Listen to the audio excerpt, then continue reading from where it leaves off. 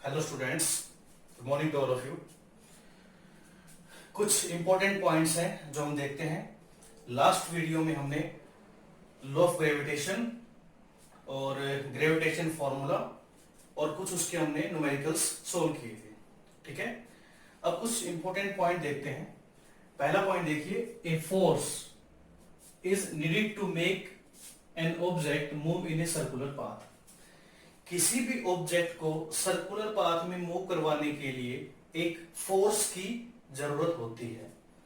हमने first chapter में इस फोर्स के बारे में पढ़ा था dear students, that is centripetal force. एक ऐसा फोर्स जो किसी भी ऑब्जेक्ट को सर्कुलर पाथ में मूव करवाए, वो कौन सा फोर्स होता है? Centripetal force. तो हम सन और अर्थ के केस में देख सकते हैं कि अर्थ है वो सन के चारों तरफ मूव करती है, तो उसके मूव करने के पीछे जो फोर्स है वो कौन सा है? डियर स्टूडेंट्स, हम सबको पता है, हमने पहले भी पढ़ा है कि अर्थ और सन के बीच में कौन सा फोर्स लगता है? Gravitational force. क्योंकि दोनों के पास ही क्या है? मास, और मास की वजह से कौन सा फोर्स लगता है? Gravitational force.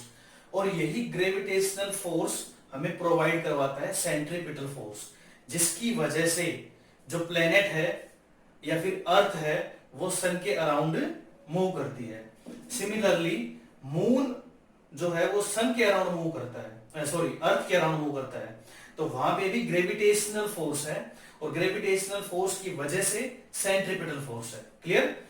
इसका सेकंड पॉइंट देखिए, in the case of a planets moving around the sun, the centripetal force is provided by the gravitational force of the sun. Means जो प्लैनेट सन के अराउंड मूव कर रहे हैं उनके पास एक force है, सेंट्रीपिटल फोर्स। हमें पता है कि सेंट्रीपिटल फोर्स ही ऑब्जेक्ट को किसी दूसरे ऑब्जेक्ट के अराउंड मूव करवाता है, और वो सेंट्रीपिटल फोर्स कहां से मिलता है? हमें ग्रेविटेशनल फोर्स से मिलता है, ग्रेविटेशनल फोर्स से। ओके, थर्ड है, it is the gravitational force between the sun and the earth which keep the earth in uniform motion around the sun. Gravitational force की वजह से ही जो अर्थ है वो सन के अराउंड यूनिफॉर्म मोशन करती है।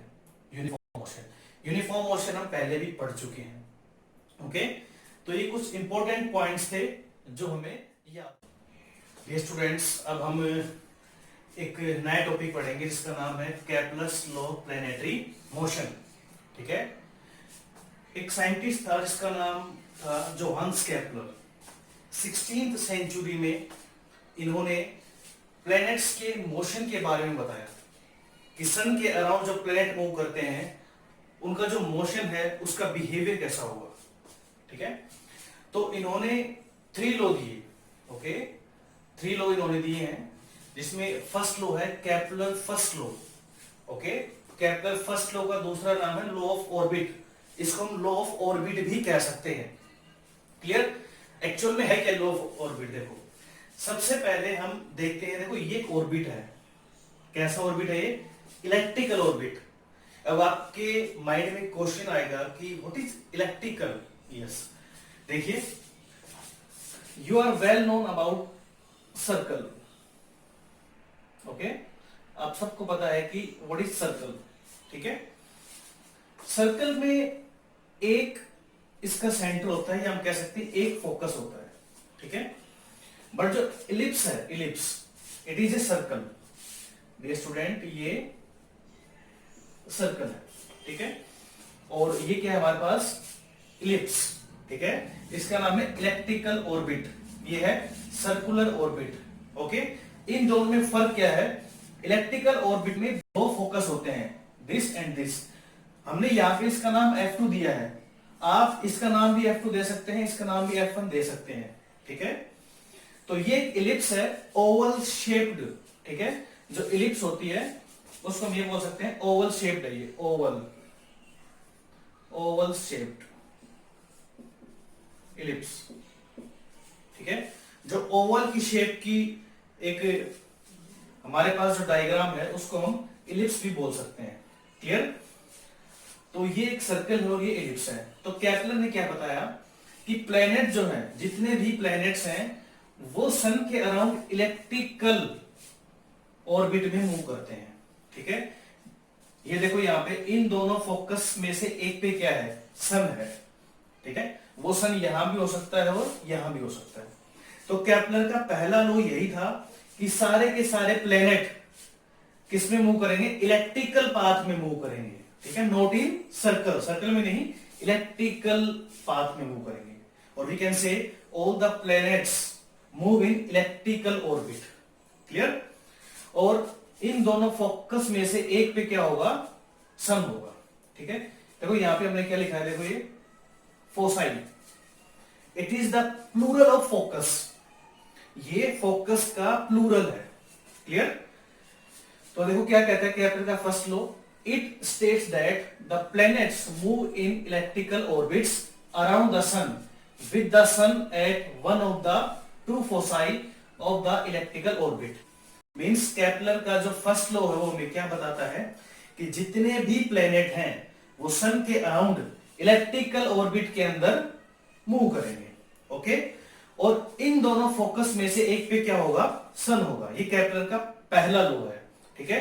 और जो इसका एक दूसरा नाम है लॉ ऑफ ऑर्बिट, क्योंकि ये हमें देखो ऑर्बिट की शेप बता रहा है, कैसा बता रहा है, इलेक्ट्रिकल ऑर्बिट है, clear, this is a electrical orbit, clear? Dear students, it is the second law of Kepler, Kepler second law।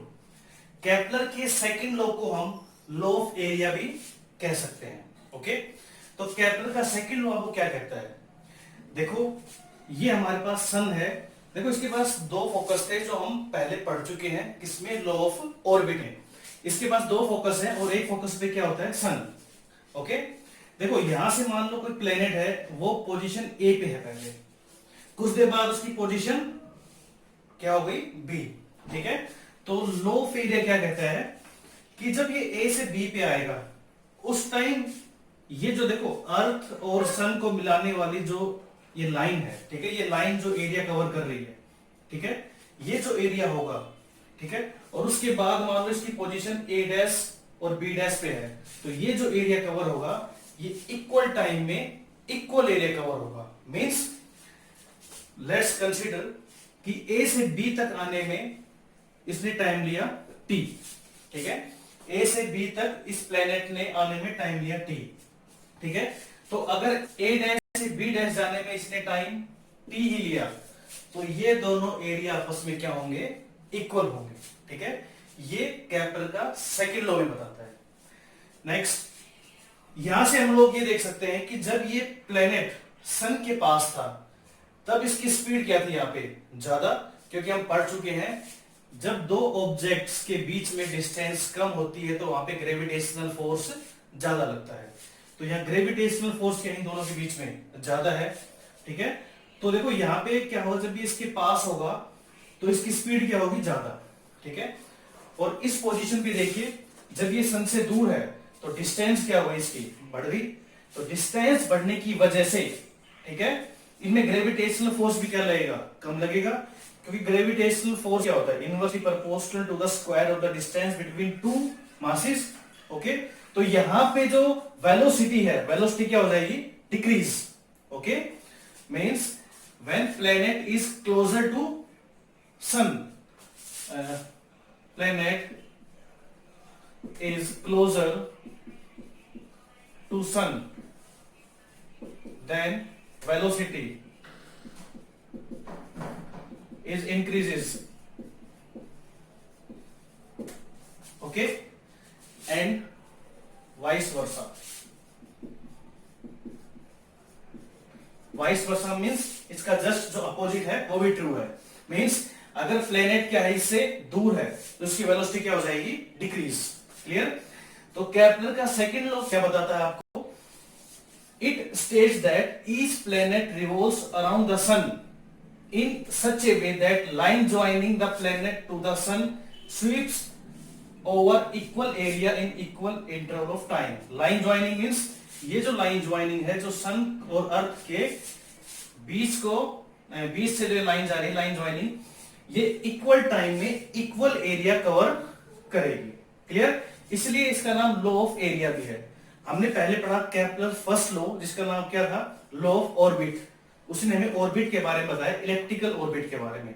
Second क्या है, Kepler second law, law of area, ये हमें क्या बताएगा कि जो लाइन ज्वाइनिंग है सन और प्लेनेट के बीच वो इक्वल एरिया कवर करेगी इन equal interval of time.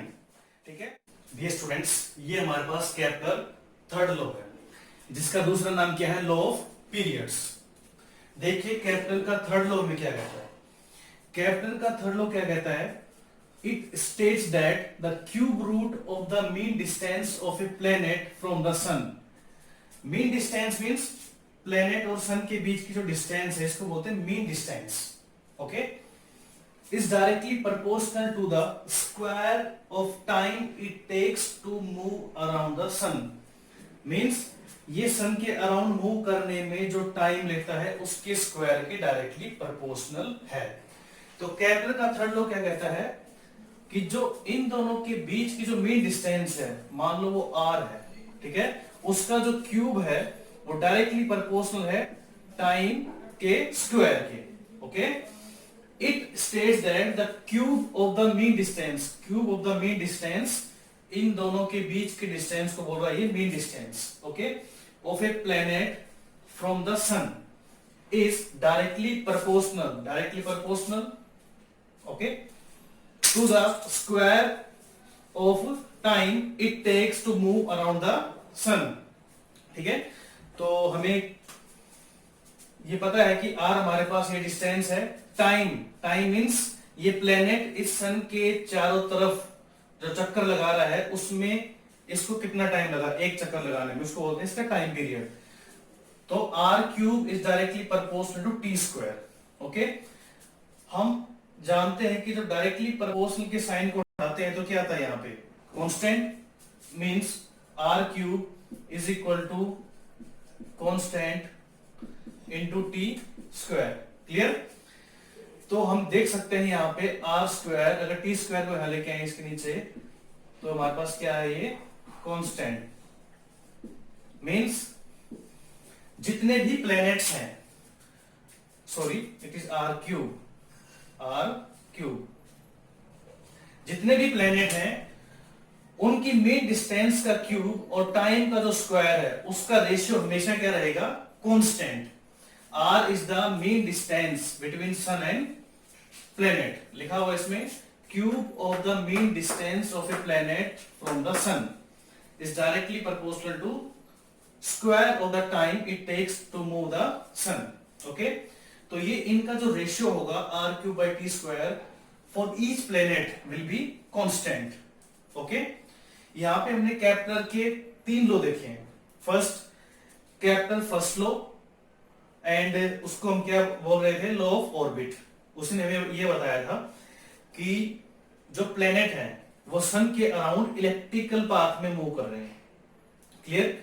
Second Kepler का लॉ क्या था, केपलर का सेकंड लॉ, उसका दूसरा नाम क्या था, लॉ ऑफ एरिया, ठीक है।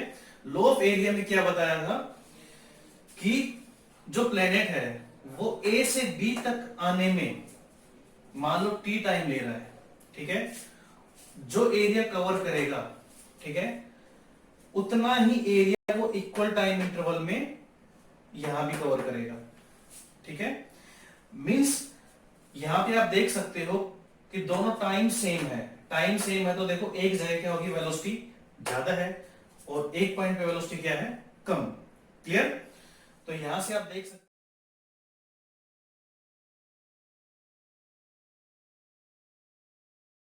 हेलो स्टूडेंट्स, एक नया टॉपिक हमारे पास, how did Newton guess the inverse square rule. आप सबको पता है कि जो ग्रेविटेशन का फॉर्मूला है वो न्यूटन ने दिया था। ग्रेविटेशन का फॉर्मूला क्या था, F is equal to G m1 m2 by r square, ठीक है। यहाँ पे F जो है वो r स्क्वायर के इनवर्सली प्रोपोर्शनल है, इसको हम क्या बोलते हैं, इनवर्स स्क्वायर रूल, इसको इनवर्स स्क्वायर रूल कहा जाता है, ठीक है। तो न्यूटन ने ये इनवर्स स्क्वायर रूल कहां से लिया, ये उसने केपलर के थर्ड लॉ से लिया है, ठीक है। हम ये चीज प्रूव करेंगे कि न्यूटन ने केपलर के थर्ड लॉ का कैसे यूज किया अपने इस फॉर्मूले में, ठीक है। सबसे पहले देखिए, हमें पता है कि जब कोई प्लेनेट सन के अराउंड मूव करता है तो उस पर सेंट्रीपिटल फोर्स लगता है। ओके, और सेंट्रीपिटल फोर्स का फॉर्मूला है हमारे पास F is equal to mv²/r। Dear students, ये हमारे पास सेंट्रीपिटल फोर्स का फॉर्मूला है mv²/r। यहाँ पे m क्या है, mass of the planet, v is the velocity of the planet, r is the mean distance. Okay, यहाँ पे क्या है, मास कांस्टेंट है, प्लेनेट का मास क्या है, कांस्टेंट है, बट हमें पता है उसकी वेलोसिटी कांस्टेंट नहीं है। और जो r है, फोर्स किस पे डिपेंड कर रहा है, r पे और v पे, क्योंकि मास तो कांस्टेंट ही है, ये चेंज हो सकते हैं r और v। तो मास कांस्टेंट है, तो जब इसको हम हटाएंगे कांस्टेंट को, तो यहाँ पे किसका साइन आएगा, डायरेक्टली प्रोपोर्शनल का। भाई डायरेक्टली प्रोपोर्शनल का साइन हटाते हैं तो क्या आता है, कांस्टेंट, और यहाँ पे कांस्टेंट को रिमूव करेंगे तो क्या आएगा, यहाँ पे डायरेक्टली प्रोपोर्शनल का साइन। ओके, हमें पता है स्पीड का फॉर्मूला क्या था, distance upon time. Dear students, यहाँ पे हम एक इंपॉर्टेंट अजम्पशंस लेके चलेंगे। वो अजम्पशंस क्या है कि प्लेनेट जो है वो सर्कल में मूव कर रहा है। स्पेशली यहाँ पे हम ये अजम्पशंस लेके चलेंगे। क्लियर? तो स्पीड क्या है, डिस्टेंस अपॉन टाइम। जब ऑब्जेक्ट सर्कल में मूव कर रहा है, हम ये मान के चलेंगे, तो सर्कल में डिस्टेंस कितनी होगी, 2πr, you know very well, 2πr। Time कितना है, t हमने मान लिया। देखो 2π क्या है, यहाँ पे कांस्टेंट ही तो है, 2 इज कांस्टेंट, π इज कांस्टेंट। जब ये दोनों कांस्टेंट यहां से रिमूव करेंगे तो क्या आएगा, यहाँ पे प्रोपोर्शनलिटी का साइन आ जाएगा। क्लियर?